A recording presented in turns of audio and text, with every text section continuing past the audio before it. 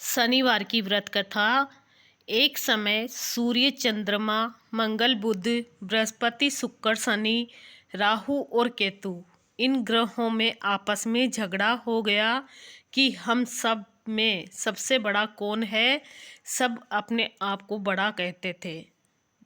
जब जंगल में कोई निश्चय न हो सका तो सब के सब आपस में झगड़ते हुए इंद्र के पास गए और कहने लगे कि आप देवताओं के राजा हो, इसलिए आप हमारा न्याय करके बताओ कि हम 9 ग्रहों में सबसे बड़ा कौन है। राजा इंद्र इनका प्रश्न सुनकर घबरा गए और कहने लगे कि मुझ में वह सामर्थ्य नहीं है जो किसी को बड़ा या छोटा बतलाऊं। मैं अपने मुख से कुछ नहीं कह सकता हूँ। हाँ, एक उपाय हो सकता है। इस समय पृथ्वी पर राजा विक्रमादित्य दूसरों के दुखों का निवारण करने वाला है, इसलिए तुम सब मिलकर उन्हीं के पास जाओ, वही तुम्हारे दुखों का निवारण करेंगे। ऐसा वचन सुनकर सभी ग्रह देवता चलकर भूलोक में राजा विक्रमादित्य की सभा में जाकर उपस्थित हुए और अपना प्रश्न राजा के सामने रखा। राजा उनकी बात सुनकर बड़ी चिंता में पड़ गया कि मैं अपने मुख से किसको बड़ा और किसका छोटा बतलाऊं। जिसको छोटा बतलाऊंगा वही क्रोध करेगा, परंतु उसका झगड़ा निपटाने के लिए एक उपाय सोचा कि सोना, चांदी, कांसा, पीतल, सीसा, रांगा, जस्ता, अभ्रक और लोहा 9 धातुओं के 9 आसन बनवाए। सब आसनों को क्रम से जैसे सोना सबसे पहले और लोहा सबसे पीछे बिछाए गए। इसके पश्चात राजा ने सब ग्रहों से कहा कि आप सब अपने अपने आसनों पर बैठिए। जिसका आसन सबसे आगे है वह सबसे बड़े और जिसका आसन सबसे पीछे है वह सबसे छोटा जानिए, क्योंकि लोहा सबसे पीछे था और वह शनिदेव का आसन था। इसलिए शनिदेव ने समझ लिया कि राजा ने मुझको सबसे छोटा बना दिया है। इस पर शनि को बड़ा क्रोध आया और कहा कि राजा, तू मेरे पराक्रम को नहीं जानता। सूर्य एक राशि पर 1 महीना, चंद्रमा 2.25 महीना 2 दिन, मंगल 1.5 महीना, बृहस्पति 13 महीने, बुध और शुक्र 1 महीना, परंतु मैं एक राशि पर 2.5 अथवा 7.5 साल तक रहता हूँ। बड़े बड़े देवताओं को मैंने भीषण दुख दिया है। राजन सुनो, राम जी को 7.5 आई वनवास हो गया और रावण पर आई तो राम और लक्ष्मण ने सेना लेकर लंका पर चढ़ाई कर दी। रावण कुल का नाश कर दिया। हे राजा, अब तुम सावधान रहना। राजा कहने लगा, जो कुछ भाग्य होगा देखा जाए, भाग्य में होगा देखा जाएगा। इसके बाद अन्य ग्रह तो प्रसन्नता के साथ चले गए, परंतु शनिदेव बड़े क्रोध के साथ वहां से सिधारे। कुछ काल व्यतीत होने पर राजा को 7.5 की दशा आई तो शनिदेव घोड़ों के सौदागर बनकर अनेक सुंदर घोड़ों के सहित राजा की राजधानी में आए। तब राजा ने सौदागर के आने की खबर सुनी तो अपने अश्वपाल को अच्छे अच्छे घोड़े खरीदने की आज्ञा थी। अश्वपाल ऐसी अच्छी नस्ल के घोड़े देखकर और उनका मूल्य सुनकर चकित हो गया और तुरंत ही राजा को खबर दी। राजा उन घोड़ों को देखकर एक अच्छा सा घोड़ा चुनकर सवारी के लिए चढ़ा। राजा के घोड़े की पीठ पर चढ़ते ही घोड़ा जोर से भागा। घोड़ा बहुत दूर एक बड़े जंगल में जाकर राजा को छोड़कर अंतर्ध्यान हो गया।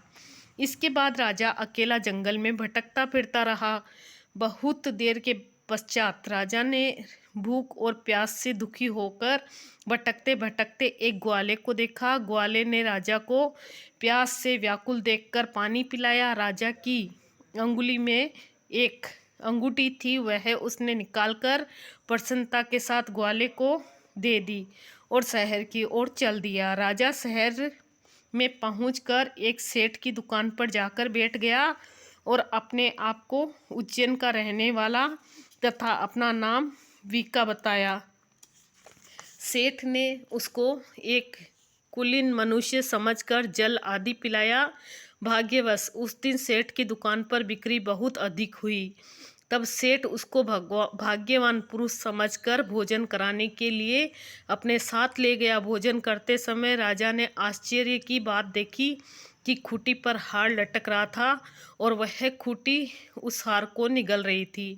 भोजन के पश्चात कमरे में आने पर जब सेठ को कमरे में हार न मिला तो सब ने यही निश्चय किया कि सिवाय विक्का के और कोई इस कमरे में नहीं आया, अतः अवश्य ही इसी ने हार चोरी किया है। परंतु विक्का ने हार लेने से मना कर दिया। इस पर 5-7 आदमी इकट्ठे होकर उसको फौजदार के पास लाए। फौजदार ने उसको राजा के सामने उपस्थित कर दिया और कहा कि यह आदमी तो भला प्रतीत होता है, चोर मालूम नहीं होता, परंतु सेठ का कहना है कि इसके अलावा और कोई घर में आया ही नहीं, अवश्य ही इसी ने चोरी की है। तब राजा ने आज्ञा दी कि इसके हाथ पैर काट कर चोरगिया किया जाए। राजा की आज्ञा का तुरंत पालन किया गया और विक्का के हाथ पैर काट दिए गए। इस प्रकार कुछ काल व्यतीत होने पर एक तेली उसको अपने घर ले गया और कोलू पर उसको बिठा दिया। विक्का उस पर बैठा हुआ था, अपनी जबान से बेल हाँकता रहा। शनि की दशा समाप्त हो गई और एक रात को वर्षा ऋतु के समय वह मल्हार राग गाने लगा। उसका गाना सुनकर उस शहर के राजा की कन्या उस राग पर मोहित हो गई और दासी को खबर लाने को भेजा कि शहर में कौन गा रहा है। दासी सारे शहर में फिरती फिरती क्या देखती है कि तेली के घर में एक चौरंगिया राग गा रहा है। दासी ने महल में आकर राजकुमारी को सब वृत्तांत सुना दिया। बस उसी क्षण राजकुमारी ने अपने मन में यह प्रण कर लिया कि कुछ भी हो, मैंने इस चौरंगिया के साथ विवाह करना है। प्रातःकाल होते ही जब दासी ने राजकुमारी को जगाना चाहा तो राजकुमारी अनशन व्रत लेकर पड़ी रही।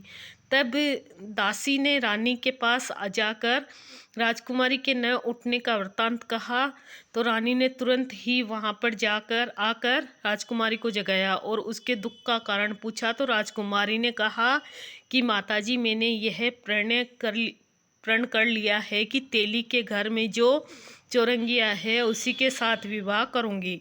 माता ने कहा, पगली, यह क्या बात कह रही है? तेरा किसी देश के राजा के साथ विवाह किया जाएगा। कन्या कहने लगी कि माताजी, मैं अपना प्रण कभी नहीं तोड़ूंगी। माता ने चिंतित होकर यह बात राजा को बताई। जब महाराज ने भी आकर समझाया कि मैं अभी देशांतर में आपके दूत भेजकर सुयोग्य, रूपवान एवं बड़े से बड़े गुणी राजकुमार के साथ तुम्हारा विवाह करूंगा, ऐसी बात तुमको कभी नहीं विचारनी चाहिए। कन्या ने कहा, पिताजी, मैं अपने प्राण त्याग दूंगी परंतु दूसरे से विवाह नहीं करूंगी। इतना सुनकर राजा ने क्रोध से कहा, यदि तेरे भाग्य में ऐसा ही लिखा है तो जैसी तेरी इच्छा हो वैसा ही कर। राजा ने तेली को बुलाकर कहा कि तेरे घर में जो चौरंगिया है उसके साथ मैं अपनी कन्या का विवाह करना चाहता हूँ।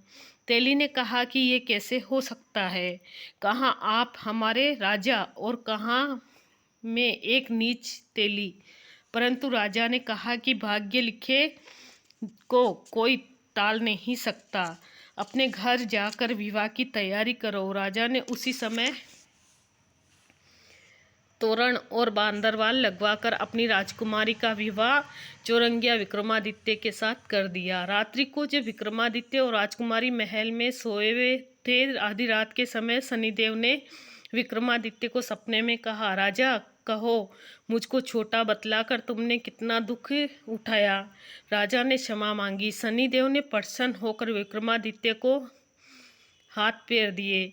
तब राजा ने कहा, महाराज, मेरी प्रार्थना स्वीकार करें कि जैसा दुख आपने मुझे सौंप दिया है ऐसा और किसी को न दें। शनिदेव ने कहा कि तुम्हारी यह प्रार्थना स्वीकार है। जो मनुष्य मेरी कथा सुनेगा या कहेगा, उसको मेरी दशा में कभी किसी प्रकार का कोई दुख नहीं होगा।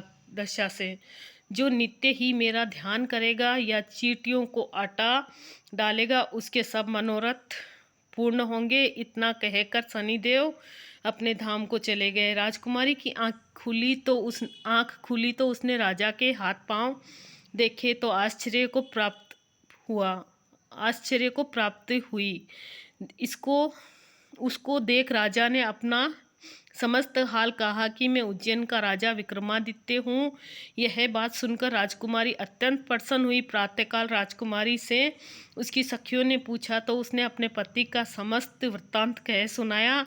तब सबने प्रसन्नता प्रकट की और कहा कि ईश्वर ने आपकी मनोकामना पूर्ण कर दी। जब उस सेठ ने यह सुना तो वह विक्रमादित्य के पास आया और राजा विक्रमादित्य के पैरों पर गिरकर क्षमा मांगने लगा कि आप घर में आप पर चोरी का झूठा दोष लगाया मैंने, अतः आप मुझको जो चाहे दंड दे। राजा ने कहा, मुझ पर शनिदेव का कोप था, इस कारण यह सब दुख मुझको प्राप्त हुआ।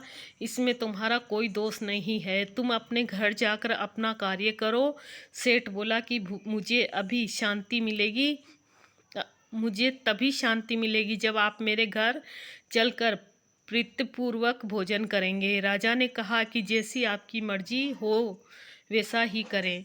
सेठ ने अपने घर जाकर अनेक प्रकार के सुंदर भोजन बनवाए और राजा विक्रमादित्य को प्रतिभोज दिया। जिस समय भोजन कर रहे थे, एक अत्यंत आश्चर्य की बात सबको दिखाई दी।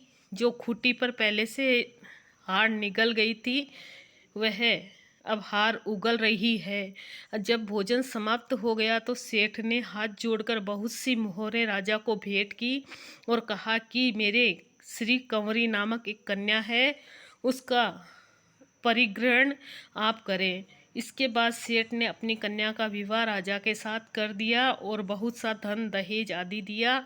इस प्रकार कुछ दिनों तक वहां निवास करने के पश्चात विक्रमादित्य ने शहर के राजा से कहा कि अब मेरी उज्जैन जाने की इच्छा है। फिर कुछ दिन के बाद विदा लेकर राजकुमारी भावनी सेठ की कन्या श्री कंवरी तथा अनेक दास दासी रथ और पालकियों सहित विक्रमादित्य उज्जैन की तरफ चले। जब शहर के निकट पहुँचे और पूर्ववासियों ने राजा के आने का समाचार सुना तो समस्त उज्जैन की प्रजा अंबानी के लिए आई। तब बड़ी प्रसन्नता से राजा अपने महल में पधारे। सारे शहर में बड़ा भारी महोत्सव मनाया गया और रात्रि को दीपमाला की गई। दूसरे दिन राजा ने शहर में ये सूचना कराई कि शनि देवता सब ग्रहों में सर्वप्रिय है, सबसे बड़े हैं। मैंने उनको छोटा बतलाया, इसी से मुझको यह दुख प्राप्त हुआ। इस कारण सारे शहर में सदा शनिदेव की पूजा और कथा होने लगी। राजा और प्रजा अनेक प्रकार के सुख भोगती रही। जो कोई शनिदेव की इस कथा को पढ़ता है या सुनता है, शनिदेव की कृपा से उसके सब दुख दूर हो जाते हैं। और शनिवार की कथा के दिन, व्रत के दिन कथा अवश्य पढ़ना चाहिए। ओम शांति, ओम शांति, ओम शांति। और ये आरती है शनि भगवान की। जय श्री कृष्ण।